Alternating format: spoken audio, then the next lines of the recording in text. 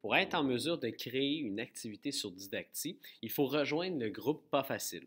Pour y accéder, il faut repérer la barre de recherche dans le haut de Didacti.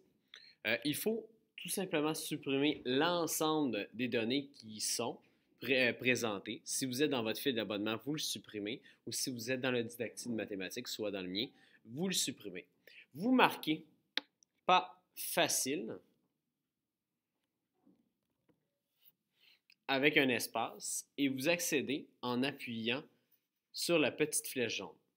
En appuyant sur la petite flèche jaune, ça vous amène directement à l'endroit où nous allons tous déposer nos situations problèmes. Donc, pour créer une situation problème, il faut regarder dans le coin droit de l'application Didacti. En appuyant sur le petit plus qui est dans le fond Ajouter une activité, on voit le menu qui apparaît. Dans ce menu, il y a plusieurs options. La première, bien sûr, c'est la zone de texte où vous pouvez entrer tout le texte que vous voulez. Donc, ici, j'ai appuyé sur n'importe quelle touche pour inscrire un texte. Par la suite, ce texte peut être modifié. Donc, si je sélectionne l'ensemble de mon texte, je suis capable de le mettre en gras, de le mettre en italique, mais aussi de le souligner. Donc, tout dépendant quel est l'accent que vous voulez donner à une partie de votre texte, vous avez le choix.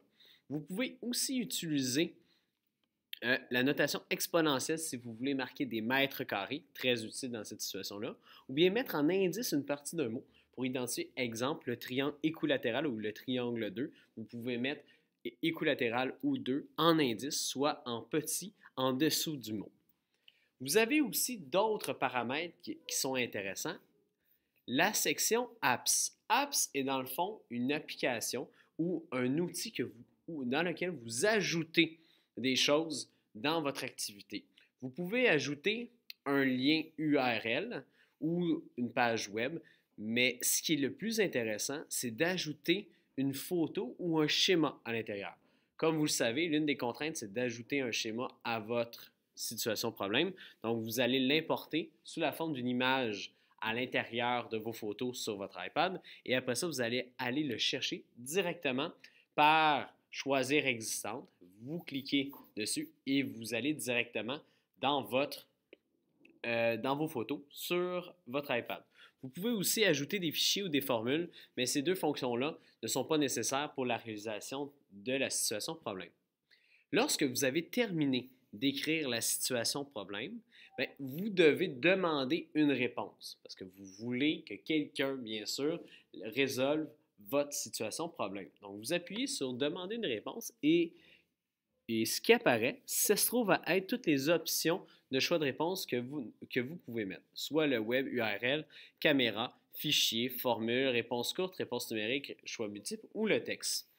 L'objectif de la situation problème, c'est d'offrir et de voir une démarche complète. Donc, pour voir une démarche complète, c'est beaucoup plus simple de prendre l'outil caméra parce que l'outil caméra vous permet automatiquement d'aller chercher une démarche complète qui a déjà été faite, soit dans Notabilité. Donc, en appuyant sur Soumettre une photo, la personne qui va résoudre votre situation problème va soumettre une photo de votre situation problème qu'elle a résolue. Et à la toute fin, il ne faut pas oublier de sauvegarder le tout pour, bien sûr, l'enregistrer sur cette page-là. Donc, lorsque j'appuie sur la petite flèche jaune, ben, mon activité, ma situation problème apparaît dans le groupe Pas facile sur Didacti.